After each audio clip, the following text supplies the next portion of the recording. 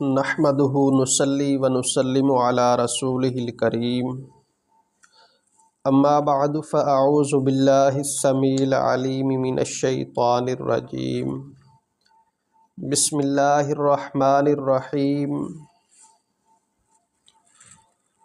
وقالوا ما لهذا الرسول یأکل الطعام ویمشی فی الاسواق لولا انزل الیہ ملک فیکون معہ نذیرا او یلقى الیہ کنز او تکون لہ جنۃ یأکل منها وقال الظالمون ان تتبعون الا رجلا مسحورا صدق اللہ مولانا العظیم۔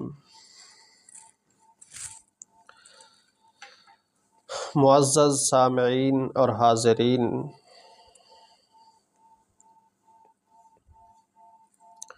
سرداران قریش کی طرف سے دعوت اسلام کو بند کر دینے کے لیے مال و دولت اور حکومت و ریاست کی طمع اور لالچ آپ صلی اللہ علیہ وسلم کو دی گئی، مگر آپ صلی اللہ علیہ وسلم نے اس سے صاف انکار فرما دیا۔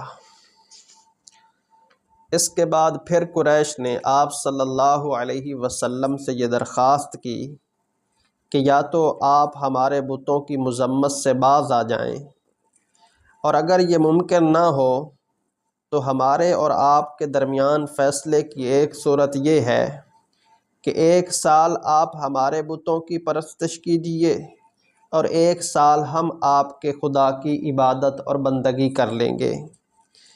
اس پر اللہ رب العالمین نے پوری کی پوری صورت نازل فرمائی، اور اللہ رب العالمین نے فرمایا قل یا ایہا الکافرون، کہ اے میرے پیغمبر صلی اللہ علیہ وسلم، آپ ان کافروں اور منکروں سے کہہ دیجئے کہ لا اعبد ما تعبدون، میں تمہارے معبودوں کی پرستش ہرگز نہیں کرتا، ولا انتم عابدون ما اعبد، اور نہ تم میرے معبود کی عبادت کرتے ہو، ولا انا عابد ما عبدتم، اور نہ میں تمہارے معبودوں کی پرستش کروں گا، ولا انتم عابدون ما اعبد، اور نہ ہی تم میرے معبود کی عبادت کرو گے، لکم دینکم ولی دین، تمہارے لیے تمہارا دین ہے، میرے لیے میرا دین ہے۔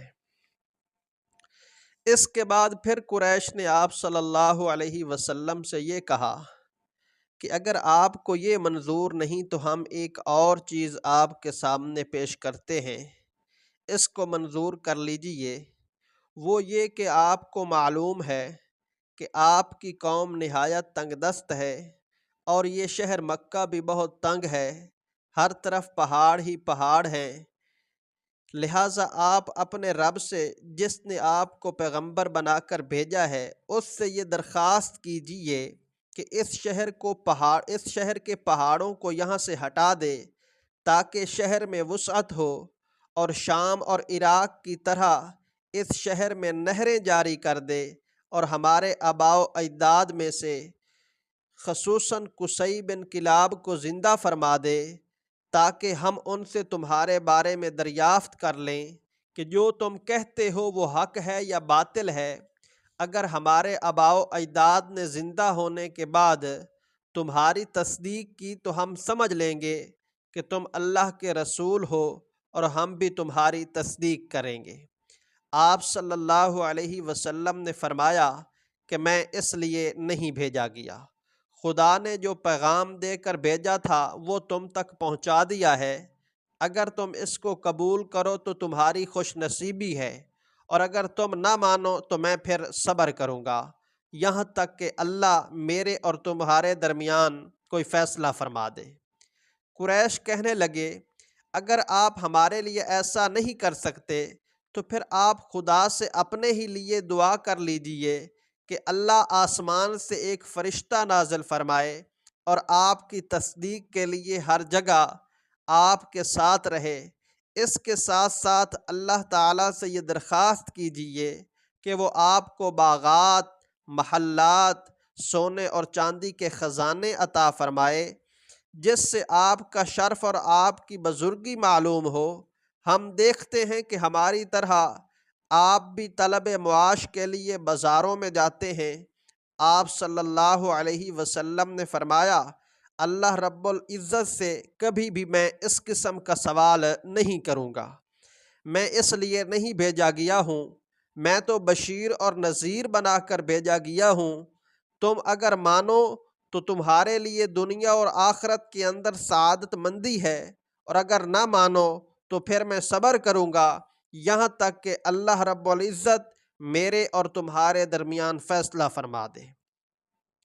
قریش نے کہا کہ اچھا تم اللہ سے دعا مانگو کہ ہم پر پھر کوئی عذاب نازل فرما دے۔ آپ صلی اللہ علیہ وسلم نے فرمایا کہ اللہ کو اختیار ہے تم پر عذاب نازل فرمائے یا مہلت دے۔ اس پر عبداللہ بن ابی امیہ، یہ حضور صلی اللہ علیہ وسلم کے پھوپھی زاد بھائی ام المومنین حضرت ام سلمہ کے بھائی ہیں، فتح مکہ کے وقت یہ جو ہے اسلام لے آئے تھے، اور ام المومنین کی شفاعت سے آپ صلی اللہ علیہ وسلم نے انہیں معاف فرما دیا تھا۔ مگر اس وقت یہ کھڑے ہوئے اور کہنے لگے کہ اے محمد، آپ کی قوم نے اتنی باتیں آپ کے سامنے پیش کیں مگر آپ نے ایک بات کو بھی منظور نہ کیا۔ اے محمد، خدا کی قسم، اگر تم سیڑھی لگا کر آسمان پر بھی چڑھ جاؤ اور وہاں سے تم اپنی نبوت اور رسالت کا پروانہ لکھوا کر لاؤ، اور 4 فرشتے بھی تمہارے ساتھ آئیں اور تمہاری نبوت کی علل اعلان و شہادت دیں، میں تب بھی تمہاری تصدیق نہیں کروں گا۔ اس پر آپ صلی اللہ علیہ وسلم مایوس ہو کر گھر واپس تشریف۔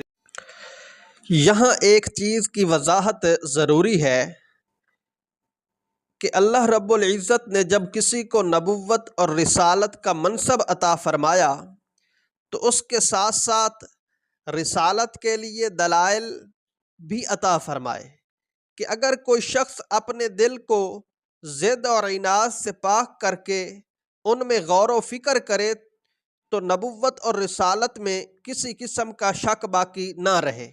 مگر ایسے دلائل عطا نہیں کیے جاتے کہ جن کو دیکھتے ہی مجبوری طور پر حضرات انبیاء کرام کی صداقت اور سچائی کا یقین ہو جائے۔ محض حضرات انبیاء کرام علیہم الصلاۃ والتسلیم کے اعتماد اور بھروسے پر فرشتوں کو جاننا اور حق جاننا، یہ ایمان اختیاری اور تصدیق ارادی ہے، اور مرتے وقت فرشتوں کو دیکھ کر فرشتوں کو حق جاننا، یہ اضطراری اور غیر اختیاری ایمان اور تصدیق ہے جو شریعت کے اندر معتبر نہیں ہے، اور دنیا امتحان ہے، لہٰذا حضرات انبیاء کرام کو ایسے معجزات عطا فرمانا کہ جن کو دیکھتے ہی اضطراری طور پر انبیاء کرام کی حقانیت کا ایسا یقین ہو جائے کہ کسی معاند کو بھی انکار کی گنجائش نہ رہے، یہ سراسر حکمت کے خلاف ہے۔ اسی طرح انبیاء کرام کی بعثت کا جو مقصد ہے وہ بالکل واضح ہے، جو کہ فوت ہو جاتا ہے اگر من پسند معجزات عطا کیے جائیں تو۔ مشرکین مکہ اسی قسم کے دلائل چاہتے تھے کہ جن کو دیکھتے ہی مجبوراً آپ کی نبوت اور رسالت کا یقین آ جائے۔ مثلاً فرشتوں کا لوگوں کے سامنے آپ کی نبوت اور رسالت کی شہادت دینا، یا پھر مردوں کا زندہ ہو کر آپ کی نبوت اور رسالت کی گواہی دینا، اس قسم کی علامات کے اظہار سے اس لیے انکار کر دیا گیا کہ ایسے معجزات کا اظہار حکمت اور بعثت کے مقصد کے سراسر منافی اور مباین ہے۔ اس کے ساتھ ساتھ اللہ رب العزت کی سنت اور طریقہ یہ ہے کہ جو قوم منہ مانگے معجزات دیے جانے کے بعد بھی ایمان نہ لائے تو وہ اسی وقت عذاب سے ہلاک کر دی جاتی ہے، جیسا کہ سابقہ امتوں کے واقعات قرآن حکیم کے اندر ذکر کیے گئے ہیں۔ تو پہلے لوگوں نے بھی اس قسم کے معجزات دیے جانے کے بعد ایمان لانے سے انکار کیا، اس لیے وہ ہلاک کر دیے گئے۔ اسی طرح یہ لوگ بھی منہ مانگے معجزات دیے جانے کے بعد اگر ایمان نہ لاتے تو اللہ رب العزت کی قدیم سنت کے مطابق یہ لوگ بھی ہلاک کر دیے جاتے۔ اور چونکہ نبی کریم صلی اللہ علیہ وسلم رحمت للعالمین بنا کر بھیجے گئے ہیں، ان کی برکت سے اس قسم کے تمام عذاب اٹھا دیے گئے جو کہ سابقہ امتوں پر بھیجے گئے تھے۔ چنانچہ ایک روایت کے اندر آتا ہے کہ قریش نے آپ صلی اللہ علیہ وسلم سے یہ درخواست کی کہ کوہ صفا کو آپ سونا بنا دیں۔ آپ نے ارادہ بھی فرما لیا کہ اس بار اللہ رب العالمین سے دعا مانگیں گے۔ حضرت جبرائیل علیہ السلام تشریف لے آئے اور یہ فرمایا کہ اے نبی کریم صلی اللہ علیہ وسلم، آپ ان سے فرما دیجئے کہ جو چاہتے ہو وہی ہو جائے گا، لیکن یہ سمجھ لو کہ ان نشانیوں کے ظاہر ہونے کے بعد اگر ایمان نہ لائے تو پھر معاملہ خراب ہوگا اور اسی وقت ہلاک کر دیے جاؤ گے۔ قریش مکہ نے جب یہ سنا تو کہنے لگے کہ نہیں، اب ہمیں اس کی ضرورت نہیں ہے۔ اس لیے یہ قریش کے منہ مانگے معجزات پورے نہیں کیے گئے۔ خیر، قریش کو جب یہ معلوم ہو گیا کہ ہمارے یہ سوالات جاہلانہ اور معاندانہ سوالات ہیں تو مشورہ کر کے نضر بن حارث اور عقبہ بن ابی معیط کو مدینہ منورہ روانہ کیا تاکہ وہاں پہنچ کر علماء یہود سے آپ کے بارے میں وہ سوال کریں۔ وہ لوگ انبیاء کے علوم سے واقف اور پیغمبروں کی علامتوں سے آگاہ اور باخبر ہیں۔ یہ دونوں آدمی مدینہ منورہ پہنچے اور علماء یہود سے تمام تر واقعات جو انہوں نے پہلے سوالات کیے تھے وہ ذکر کر دیے۔ علماء یہود نے کہا کہ تم 3 چیزوں کے متعلق حضور صلی اللہ علیہ وسلم سے سوال کرنا۔ پہلا یہ کہ وہ لوگ کون ہیں جو غار میں جا چھپے تھے اور ان کا کیا واقعہ ہے، یعنی کہ ان سے اصحاب کہف کا قصہ معلوم کرو۔ دوسرا یہ سوال کرنا کہ وہ کون شخص ہے جس نے مشرق سے لے کر مغرب تک تمام روئے زمین کو چھان مارا، یعنی کہ حضرت ذوالقرنین کا قصہ آپ صلی اللہ علیہ وسلم سے پوچھو۔ تیسرا سوال یہ کرنا کہ روح کیا شے ہے۔ حضور صلی اللہ علیہ وسلم اگر ان تینوں سوالوں میں سے پہلے 2 سوالوں کا جواب دے دیں اور تیسرے سوال کے متعلق خاموشی اختیار فرما لیں تو سمجھ لینا کہ وہ نبی مرسل ہیں، ورنہ کاذب اور مفتری ہیں۔ نضر اور عقبہ بڑے خوشی خوشی واپس مکہ آئے اور قریش سے کہنے لگے کہ ہم ایک فیصلہ کن بات لے کر آئے ہیں۔ پھر یہ آپ صلی اللہ علیہ وسلم کی خدمت میں حاضر ہوئے اور سوالات پیش کیے۔ آپ صلی اللہ علیہ وسلم نے اس امید پر کہ کل تک اس بارے میں کوئی وحی نازل ہو جائے گی یہ فرما دیا کہ کل جواب دوں گا۔ بمقتضائے بشریت آپ صلی اللہ علیہ وسلم انشاءاللہ کہنا بھول گئے۔ چند روز کے انتظار کے بعد سورۃ کہف کی آیتیں نازل ہوئیں جن کے اندر اصحاب کہف اور ذوالقرنین کا قصہ تفصیل کے ساتھ بتلایا گیا۔ اور تیسرے سوال کے متعلق یہ آیت نازل ہوئی، قل الروح من امر ربی، کہ آپ ان سے کہہ دیجئے کہ روح کی حقیقت تم نہیں سمجھ سکتے ہو، اتنا جاننا کافی ہے کہ روح ایک چیز ہے، اللہ کے حکم سے جب بدن میں آ پڑے تو وہ جی اٹھتا ہے، اور جب وہ بدن سے نکل جائے تو بندہ مر جاتا ہے، وفات پا جاتا ہے۔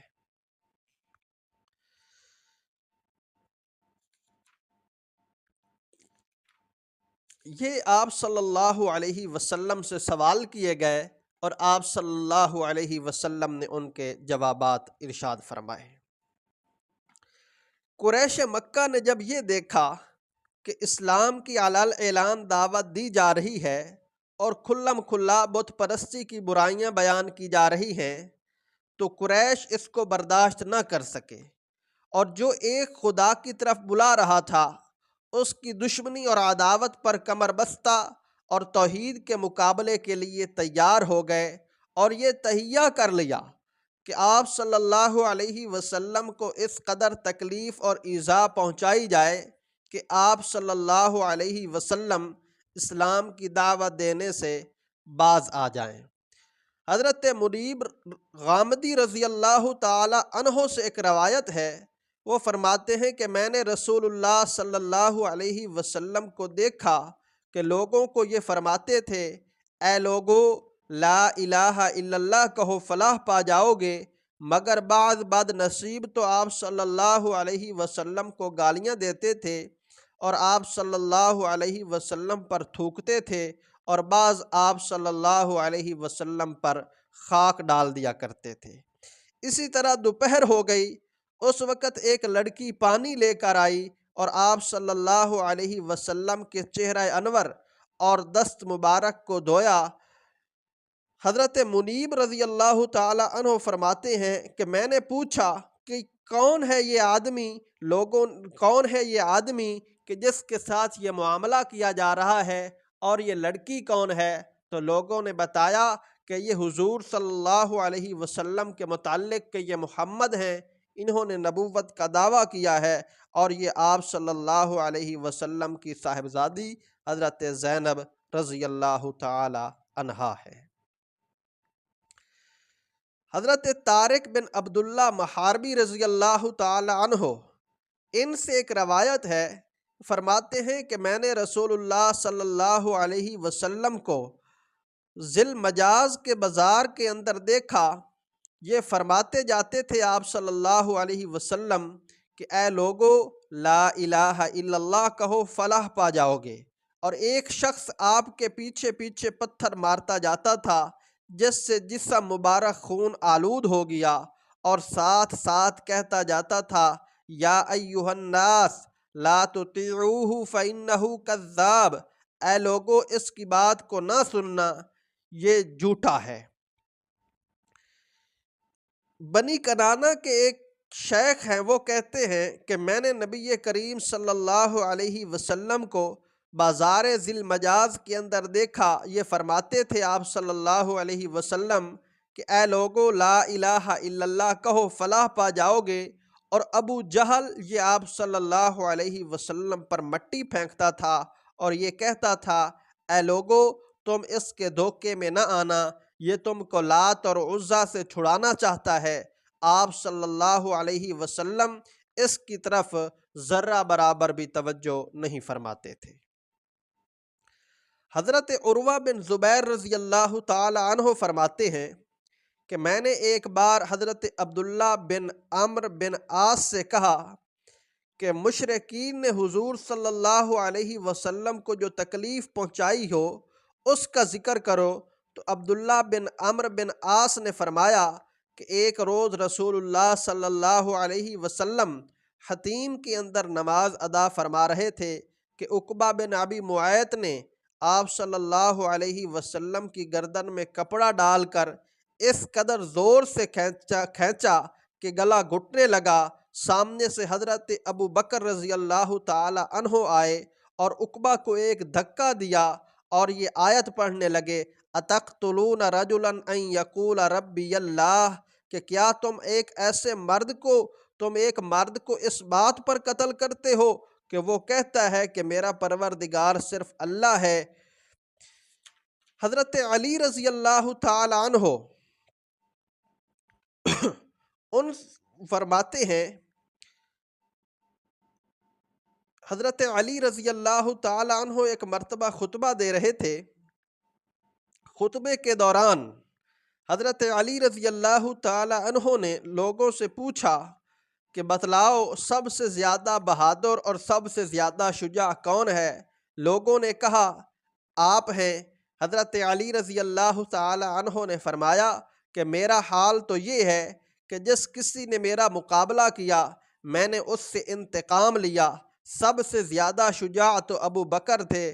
میں نے ایک بار دیکھا کہ قریش رسول اللہ صلی اللہ علیہ وسلم کو مارتے جاتے ہیں اور یہ کہتے جا رہے ہیں انت جعلت الآلہۃ الہا واحدا، کہ تو نے ہی تمام معبودوں کو ایک معبود بنا دیا ہے، ہم میں سے کسی کی ہمت نہ ہوئی کہ آپ صلی اللہ علیہ وسلم کے قریب جائیں اور آپ صلی اللہ علیہ وسلم کو دشمنوں سے چھڑائے۔ حسن اتفاق کہ سامنے سے حضرت ابو بکر رضی اللہ تعالی عنہ آ گئے اور دشمنوں کے گول کے اندر گھس پڑے، ایک مکہ اس کے اور ایک گھونسا اس کے رسید کیا، اور جس طرح مرد مومن نے فرعون اور حامان کو کہا تھا کہ اتقتلون رجلا ان یقول ربی اللہ، اسی طرح حضرت ابو بکر نے اس وقت کفار سے مخاطب ہو کر کہا ویلکم اتقتلون رجلا ان یقول ربی اللہ، افسوس کہ کیا تم ایسے مرد کو قتل کرتے ہو جو یہ کہتا ہے کہ میرا رب اللہ ہے۔ حضرت علی رضی اللہ تعالی عنہ یہ کہہ کر رو پڑے اور یہ فرمایا کہ میں تم کو اللہ کی قسم دے کر پوچھتا ہوں کہ آل فرعون کا وہ رجل مومن افضل تھا یا پھر ابو بکر؟ لوگ خاموش رہے اور پھر حضرت علی رضی اللہ تعالی عنہ نے فرمایا کہ خدا کی قسم، ابو بکر کی ایک گھڑی آل فرعون کے مرد مومن کی تمام زندگی سے بدرجہ بہتر ہے، اس نے اپنے ایمان کو چھپایا تھا اور حضرت ابو بکر رضی اللہ تعالی عنہ نے اپنے ایمان کا اظہار فرمایا۔ اس کے ساتھ ساتھ اس شخص نے فقط زبانی نصیحت پر اکتفا کیا تھا، جبکہ حضرت ابو بکر رضی اللہ تعالی عنہ نے زبانی نصیحت کے علاوہ آپ صلی اللہ علیہ وسلم کی نصرت اور حمایت بھی فرمائی ہے۔ حضرت انس رضی اللہ تعالی عنہ سے روایت ہے کہ ایک مرتبہ قریش نے آپ صلی اللہ علیہ وسلم کو اس قدر مارا کہ آپ بے ہوش ہو گئے۔ حضرت ابو بکر رضی اللہ تعالی عنہ حمایت کے لیے آئے تو وہ آپ صلی اللہ علیہ وسلم کو چھوڑ کر حضرت ابو بکر رضی اللہ تعالی عنہ کو مارنے لگ گئے۔ حضرت اسماء بنت ابی بکر سے مروی ہے کہ حضرت ابو بکر رضی اللہ تعالی عنہ کو اس قدر مارا کہ ان کا تمام سر زخمی ہو گیا۔ حضرت ابو بکر رضی اللہ تعالی عنہ زخموں کی شدت کی وجہ سے اپنے سر کو ہاتھ تک نہیں لگا سکتے تھے۔ حضرت عثمان بن عفان رضی اللہ تعالی عنہ سے روایت ہے کہ ایک بار میں نے نبی کریم صلی اللہ علیہ وسلم کو بیت اللہ کا طواف کرتے دیکھا۔ آپ صلی اللہ علیہ وسلم طواف فرما رہے تھے اور عقبہ بن ابی معیط اور ابو جہل اور ابو امیہ بن خلف یہ حتیم کے اندر بیٹھے ہوئے تھے۔ جب آپ صلی اللہ علیہ وسلم سامنے سے گزرے تو انہوں نے کچھ نازیبا کلمات آپ کو سنا کر کہے۔ آپ صلی اللہ علیہ وسلم دوسری مرتبہ پھر ادھر سے گزرے، تب بھی ایسا ہی کیا۔ جب آپ تیسری بار گزرے پھر اسی قسم کے بیہودہ کلمات کہے تو آپ صلی اللہ علیہ وسلم کا چہرہ مبارک متغیر ہو گیا اور آپ صلی اللہ علیہ وسلم ٹھہر گئے اور یہ فرمایا کہ خدا کی قسم تم باز نہ آؤ گے یہاں تک کہ تم پر اللہ کا عذاب جلد نازل ہو۔ حضرت عثمان رضی اللہ تعالی عنہ فرماتے ہیں کہ جب آپ نے یہ فرمایا تو اس وقت کوئی شخص ایسا نہ تھا جو کانپ نہ رہا ہو۔ آپ یہ فرما کر گھر کی طرف روانہ ہوئے اور ہم آپ کے پیچھے پیچھے چلنے لگے۔ اس وقت آپ صلی اللہ علیہ وسلم نے، حضرت عثمان فرماتے ہیں کہ ہم سے یہ فرمایا ابشروا، بشارت ہو تم لوگوں کو، فإن اللہ مظہر دینہ ومتم کلماتہ، کہ اللہ رب العزت اپنے دین کو یقیناً غالب کرے گا اور اپنے کلمے کو پورا کرے گا اور اپنے دین کی مدد کرے گا، اور ان لوگوں کو جن کو تم دیکھتے ہو ان قریب ان کو اللہ تمہارے ہاتھ سے ذبح کروائے گا۔ حضرت عثمان رضی اللہ تعالی عنہ فرماتے ہیں فواللہ لقد رأیتہم، اللہ کی قسم ہم نے دیکھا کہ اللہ نے ان کو پھر ہمارے ہاتھوں سے ذبح کروایا۔ حضرت عبداللہ بن مسعود رضی اللہ تعالی عنہ سے روایت ہے کہ رسول اللہ صلی اللہ علیہ وسلم ایک دفعہ حرم میں نماز پڑھ رہے تھے، اور ابو جہل اور اس کے کچھ دوسرے لوگ احباب وہ بھی موجود تھے۔ ابو جہل نے کہا کہ کوئی ایسا نہیں ہے جو فلاں اونٹ کا اوج اٹھا کر لے آئے تاکہ محمد صلی اللہ علیہ وسلم جب سجدے میں جائیں تو وہ اوج آپ صلی اللہ علیہ وسلم کی پشت پر رکھ دیا جائے۔ اس وقت قوم میں جو سب سے زیادہ شقی اور بدبخت تھا، یعنی کہ عقبہ بن ابی معیط، وہ اٹھا اور ایک اوج اٹھا کر آپ صلی اللہ علیہ وسلم کی پشت پر ڈال دیا۔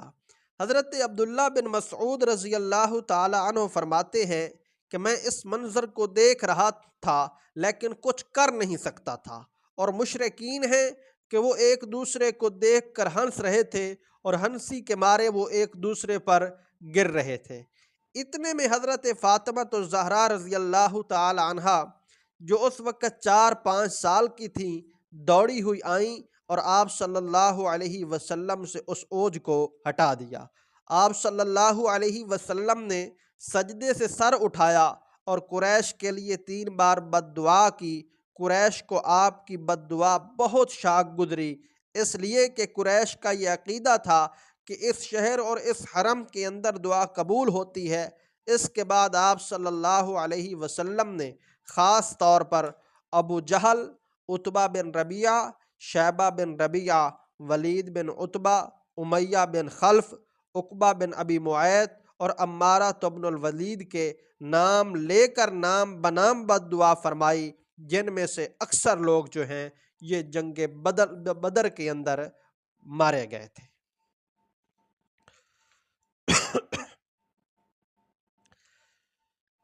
اعلان توحید اور اعلان دعوت کے بعد عام طور پر سارے ہی اہل مکہ آپ صلی اللہ علیہ وسلم کے دشمن ہو گئے تھے، مگر جو لوگ آپ صلی اللہ علیہ وسلم کی دشمنی اور عداوت کے اندر انتہا کو پہنچے ہوئے تھے، ان کی تعداد علماء کرام نے تقریباً 20 نقل فرمائی ہے۔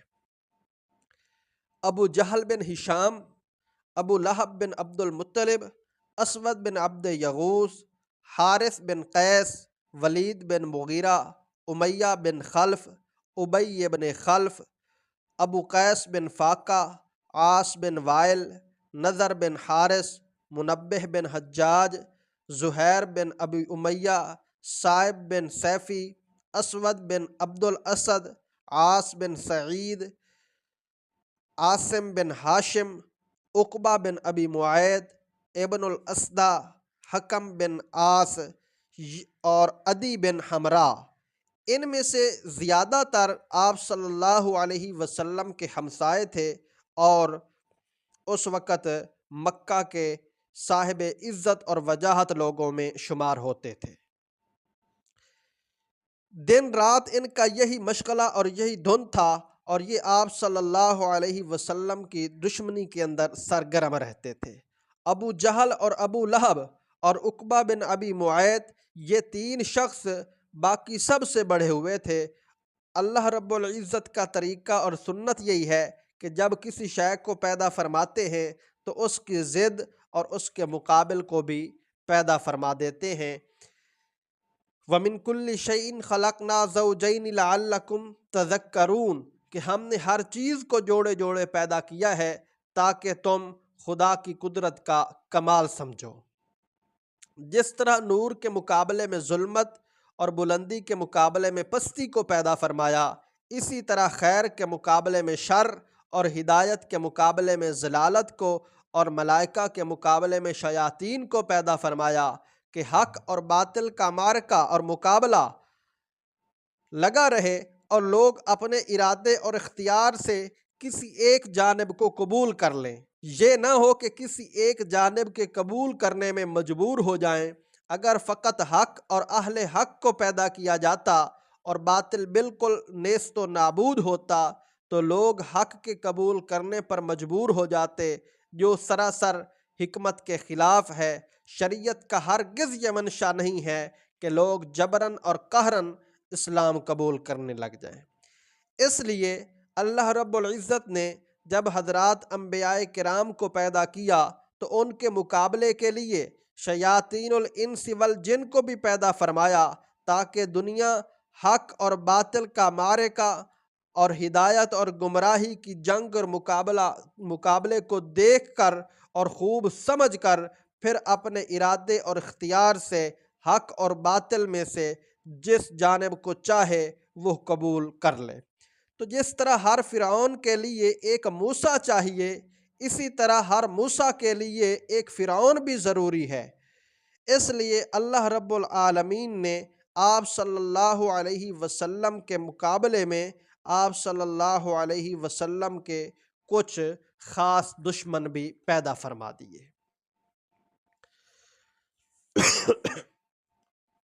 ابو جہل بن ہشام، یہ آپ صلی اللہ علیہ وسلم کی امت کا فرعون تھا، جس نے حضور صلی اللہ علیہ وسلم کی دشمنی اور عداوت میں کوئی کسر نہ اٹھا رکھی تھی۔ ابو جہل کی دشمنی کے کچھ واقعات تو ہم نے ابھی ذکر کیے ہیں، مگر کچھ واقعات ہم جنگ بدر اور غزوہ بدر کا جب واقعہ بیان کریں گے تو اس وقت بیان کریں گے۔ ابو جہل کا اصل نام ابو الحکم تھا۔ رسول اللہ صلی اللہ علیہ وسلم نے ابو جہل کا لقب عطا فرمایا تھا۔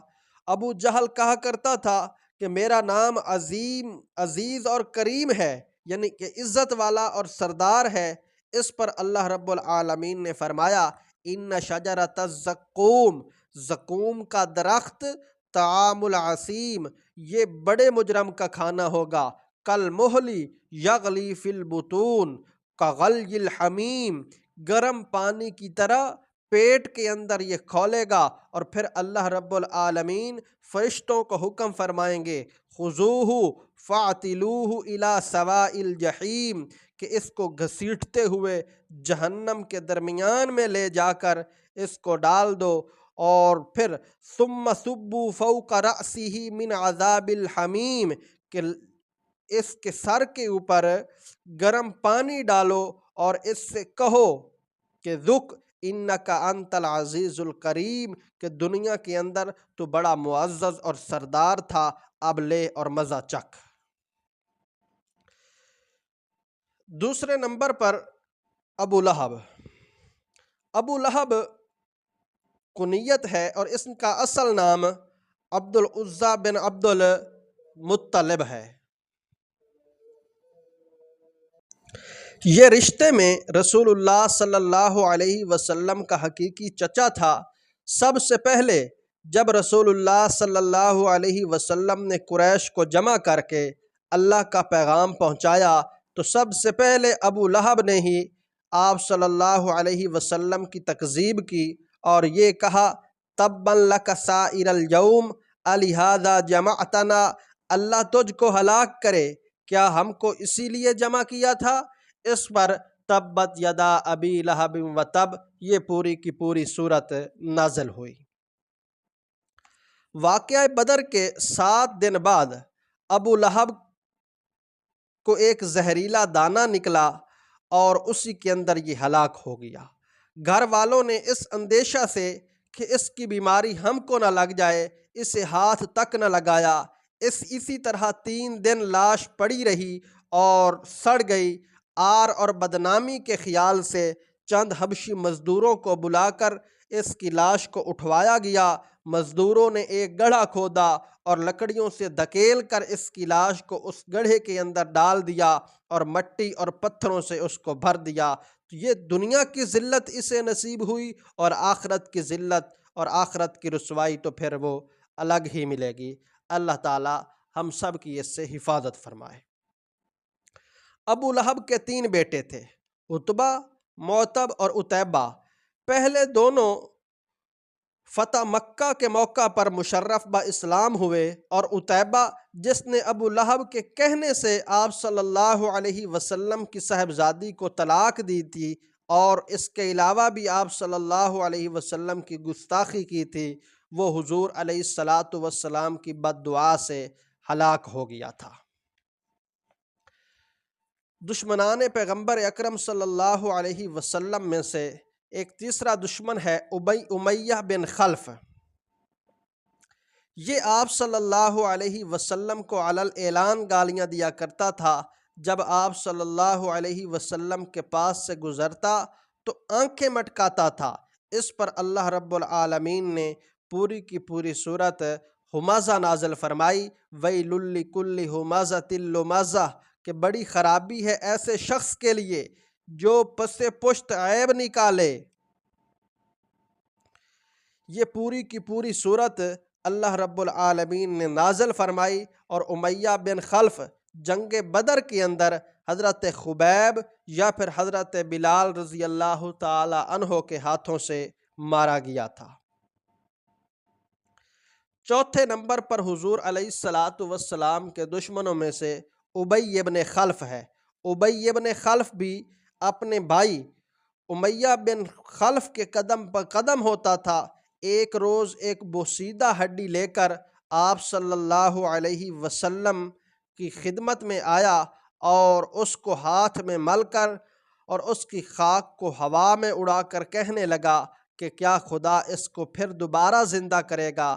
آپ صلی اللہ علیہ وسلم نے فرمایا، ہاں، اس کو اور تیری ہڈیوں کو ایسا ہی ہو جانے کے بعد پھر خدا دوبارہ زندہ کرے گا اور تجھ کو آگ کے اندر ڈالے گا۔ یہ آپ صلی اللہ علیہ وسلم نے اس سے فرمایا۔ یہ ابی بن خلف جنگ احد میں رسول اللہ صلی اللہ علیہ وسلم کے ہاتھوں ہی مارا گیا تھا۔ عقبہ بن ابی معیط۔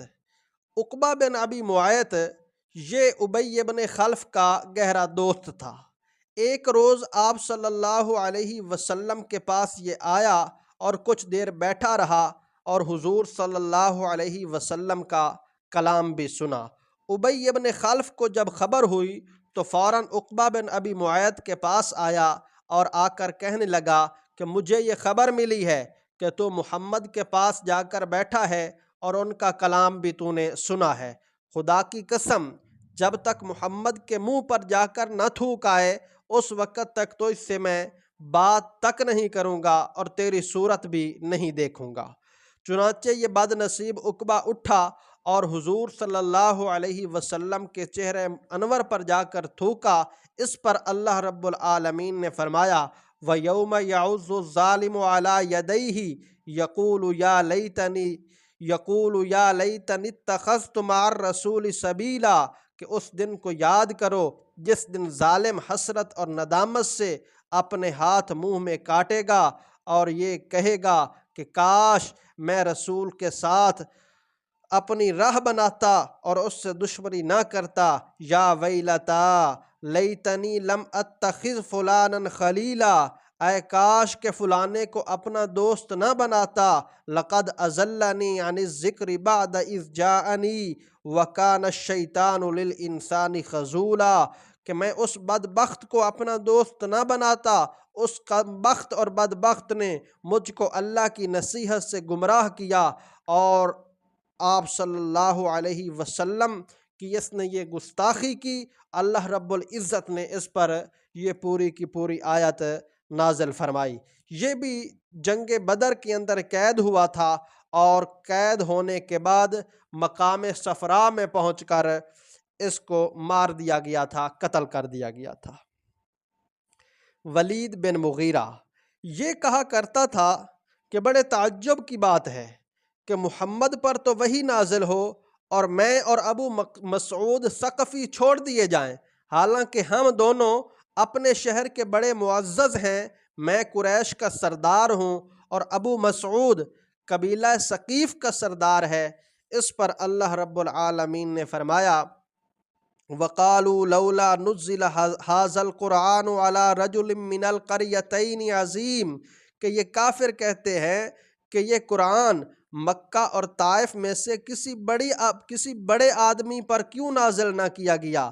اَهُمْ يَقْسِمُونَ رَحْمَتَ رَبِّكَ، کیا یہ لوگ اللہ کی خاص رحمت نبوت کو اپنی مرضی اور منشا کے مطابق تقسیم کرنا چاہتے ہیں؟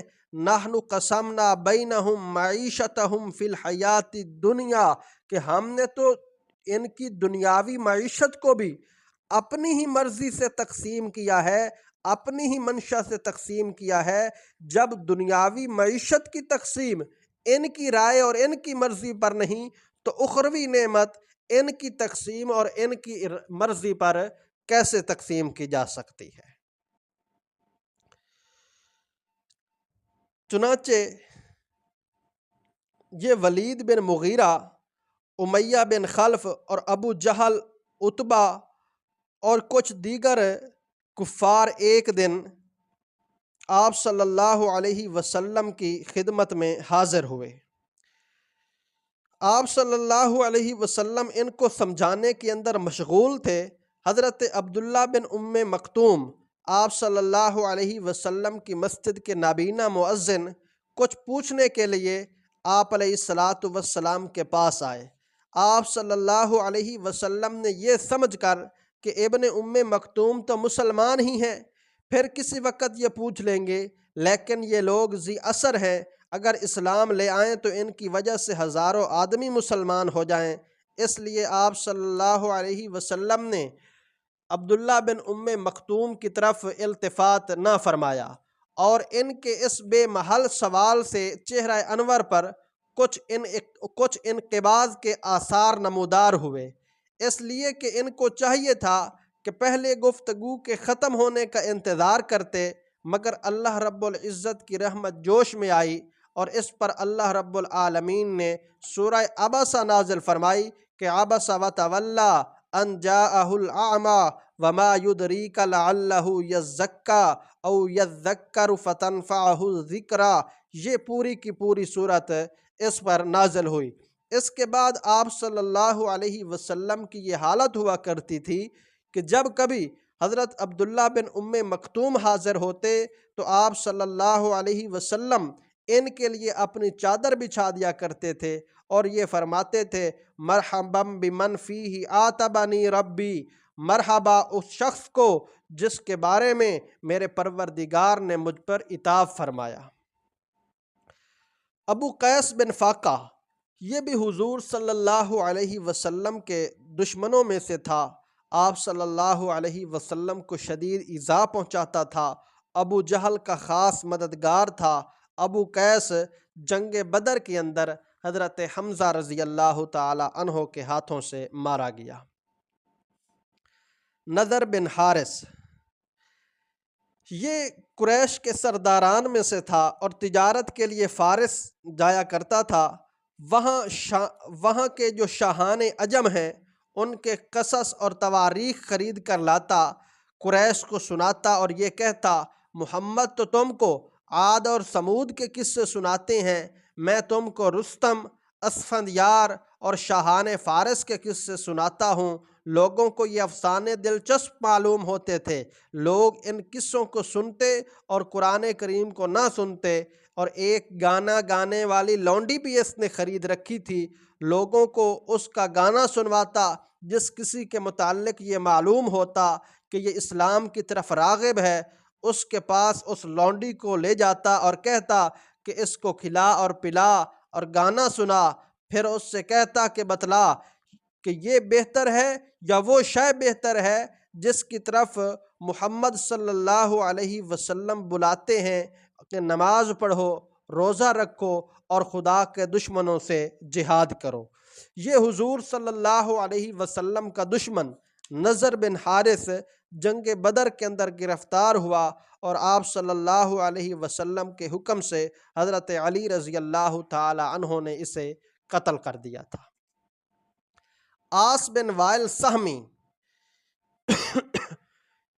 یہ حضرت عمر بن عاص کے والد ہیں، یہ بھی ان لوگوں میں سے تھے جو آپ صلی اللہ علیہ وسلم کی ذات ببرکات کے ساتھ استہزاء اور تمسخر کیا کرتے تھے۔ حضور صلی اللہ علیہ وسلم کے جتنے بیٹے ہوئے وہ سب آپ ہی کی زندگی میں وفات پا گئے، تو تو عاص بن وائل نے کہا ان محمدن ابتر لا یعیش لہو ولد، محمد تو ابتر ہے، ان کا کوئی لڑکا زندہ ہی نہیں رہتا۔ اس پر یہ آیت نازل ہوئی ان شانئک ھو الابتر، کہ ابتر آپ صلی اللہ علیہ وسلم کا دشمن ہی ہے۔ آپ کے نام لیوا تو لاکھوں اور کروڑوں ہیں۔ ہجرت کے 1 ماہ بعد کسی جانور نے آس کے پیر میں کاٹا، جس سے پیر اس قدر پھولا اور موٹا ہوا کہ اونٹ کی گردن کے برابر ہو گیا، اور اسی کے اندر اس کا خاتمہ ہو گیا تھا۔ نبی اور مربع، یہ دونوں بھائی بھی حضور صلی اللہ علیہ وسلم کے شدید ترین دشمنوں میں سے تھے۔ جب کبھی آپ کو دیکھتے تو یہ کہتے کہ خدا کو ان کے سوا کوئی اور پیغمبر بنانے کے لیے نہیں ملا تھا۔ یہ دونوں بھی جنگ بدر کے اندر مارے گئے تھے۔ اسود بن مطلب، یہ بھی حضور صلی اللہ علیہ وسلم کے خاص دشمنوں میں سے تھا۔ اسود بن مطلب اور اس کے ساتھی جب کبھی رسول اکرم صلی اللہ علیہ وسلم اور آپ کے صحابہ کو دیکھتے تو آنکھیں مٹکاتے اور یہ کہتے کہ یہی ہیں وہ لوگ جو روئے زمین کے بادشاہوں کے اور کیسر و کسریٰ کے خزانوں پر قبضہ کریں گے۔ یہ کہہ کر سیٹیاں اور تالیاں بجاتے رسول اللہ صلی اللہ علیہ وسلم نے بد دعا فرمائی کہ اے اللہ اس کو نابینا فرما، تاکہ یہ آنکھ مارنے کے قابل ہی نہ رہے، اور اس کے بیٹے کو ہلاک فرما۔ چنانچہ اسود تو اسی وقت نابینا ہو گیا تھا اور اس کا بیٹا جنگ بدر کے اندر مارا گیا تھا۔ قریش جس وقت جنگ احد کی تیاری کر رہے تھے، اسود اس وقت مریض تھا اور لوگوں کو آپ صلی اللہ علیہ وسلم کے مقابلے کے لیے تیار کر رہا تھا۔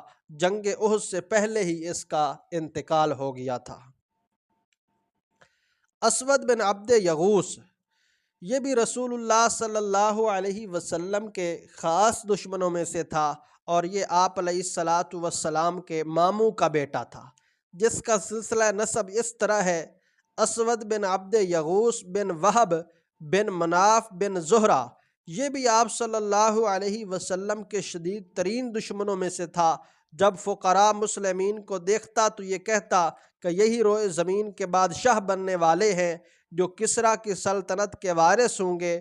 آپ صلی اللہ علیہ وسلم کو دیکھتا تو یہ کہتا کہ آج آسمان سے کوئی بات نہیں ہوئی۔ اس قسم کے بیہودہ کلمات یہ کہا کرتا تھا۔ حارث بن قیس سہمی، اس کو حارث بن عطیلہ بھی کہا جاتا ہے۔ عطیلہ اس کی ماں کا نام ہے اور قیس اس کے باپ کا نام تھا۔ یہ بھی انہی لوگوں میں سے تھا جو آپ صلی اللہ علیہ وسلم کے اصحاب کے ساتھ استہزاء اور تمسخر کیا کرتے تھے، اور یہ کہا کرتے تھے کہ محمد صلی اللہ علیہ وسلم نے اپنے اصحاب کو یہ سمجھا کر دھوکہ دے رکھا ہے کہ مرنے کے بعد زندہ ہوں گے۔ واللہ ما یہلکنا الا الدہر، خدا کی قسم ہم کو زمانہ ہی ہلاک کرتا اور برباد کرتا ہے۔ جب ان لوگوں کا استہزاء اور تمسخر حد سے گزر گیا، تب اللہ رب العالمین نے آپ صلی اللہ علیہ وسلم کی تسلی کے لیے یہ آیات نازل فرمائیں: فاصدع بما تؤمر واعرض عن المشرکین انا کفیناک المستہزئین، کہ جس چیز کا آپ کو حکم دیا گیا ہے اس کو علی الاعلان بیان کریں، اور مشرکین اگر نہ مانیں تو آپ ان سے اعراض فرمائیں، اور جو لوگ آپ کی ہنسی اور مذاق اڑاتے ہیں ان کے لیے ہم ہی کافی ہیں۔ زیادہ ہنسی اور مذاق اڑانے والے 5 آدمی تھے: اسود بن عبد یغوث، ولید بن مغیرہ، اسود بن مطلب، عاص بن وائل، حارث بن قیف۔ ایک بار آپ صلی اللہ علیہ وسلم بیت اللہ کا طواف کر رہے تھے کہ حضرت جبرائیل امین آ گئے۔ آپ صلی اللہ علیہ وسلم نے جبرائیل امین سے ان لوگوں کے استہزاء اور تمسخر کی شکایت کی۔ اتنے میں ولید سامنے سے گزرا۔ آپ نے بتلایا کہ یہ ولید ہے۔ حضرت جبرائیل نے ولید کی شہرگ کی طرف اشارہ کیا۔ آپ صلی اللہ علیہ وسلم نے پوچھا کہ یہ کیا کیا ہے؟ حضرت جبرائیل کہنے لگے کہ آپ ولید سے کفایت کیے گئے۔ اس کے بعد اسود بن مطلب گزرا، آپ نے بتلایا کہ یہ اسود بن مطلب ہے۔ حضرت جبرائیل نے آنکھوں کی طرف اشارہ کیا، آپ صلی اللہ علیہ وسلم نے پوچھا کیا کیا ہے یہ اے جبرائیل؟ جبریل امین نے کہا کہ تم اسود بن مطلب سے کفایت کیے گئے۔ اس کے بعد اسود بن عبد یغوث ادھر سے گزرے تو حضرت جبرائیل نے اس کے سر کی طرف اشارہ کیا اور آپ صلی اللہ علیہ وسلم کے سوال پر جواب دیا کہ آپ کفایت کیے گئے۔ اس کے بعد حارث گزرا، جبریل امین نے اس کے پیٹ کی طرف اشارہ کیا اور فرمایا کہ آپ اس سے بھی کفایت کیے گئے ہیں۔ اس کے بعد عاص بن وائل ادھر سے گزرے تو حضرت جبرائیل نے اس کے پیر کے تلوے کی طرف اشارہ کیا اور کہا کہ آپ اس سے بھی کفایت کیے گئے۔ چنانچہ ولید کا قصہ یہ ہوا کہ ولید ایک مرتبہ قبیلہ خزاع کے ایک شخص پر گزرا جو تیر بنا رہا تھا۔ اتفاق سے اس کے کسی تیر پر ولید کا پیر پڑ گیا، جس سے چھوٹا سا زخم ہو گیا۔ اس زخم کی طرف اشارہ کرنا تھا کہ زخم جاری ہو گیا اور یہ اسی کے اندر مر گیا۔ اسود بن مطلب کے ساتھ یہ ہوا کہ ایک کیکر کے درخت کے نیچے جا کر بیٹھا ہی تھا کہ اپنے بیٹوں کو آواز دی، مجھ کو بچاؤ، مجھ کو بچاؤ، میری آنکھوں میں کوئی شخص کانٹے چبھو رہا ہے۔ لڑکوں نے کہا کہ ہمیں تو کوئی نظر نہیں آتا۔ اسی طرح کہتے کہتے یہ اندھا ہو گیا۔ اسود بن عبد یغوث کے ساتھ یہ ہوا کہ حضرت جبرائیل امین کا اس کے سر کی طرف اشارہ کرنا تھا کہ تمام سر کے اندر پھوڑے اور پھنسیاں نکل پڑے اور اسی تکلیف سے یہ مر گیا۔ حارث کے پیٹ کے اندر ایک اچانک بیماری پیدا ہوئی کہ منہ سے اس کو پخانہ آنے لگا اور اسی کے اندر یہ مر گیا تھا۔ عاص بن وائل کا یہ حشر ہوا کہ گدھے پر سوار ہو کر طائف جا رہا تھا، راستے میں گدھے سے گرا اور کسی خاردار گھاس پر جا کر گرا، جس سے پیر کے اندر ایک معمولی سا کانٹا لگا، مگر اس معمولی کانٹے کا زخم اس قدر شدید ہوا کہ یہ دوبارہ صحیح نہ ہو سکا اور یہ اسی زخم سے ہی مر گیا۔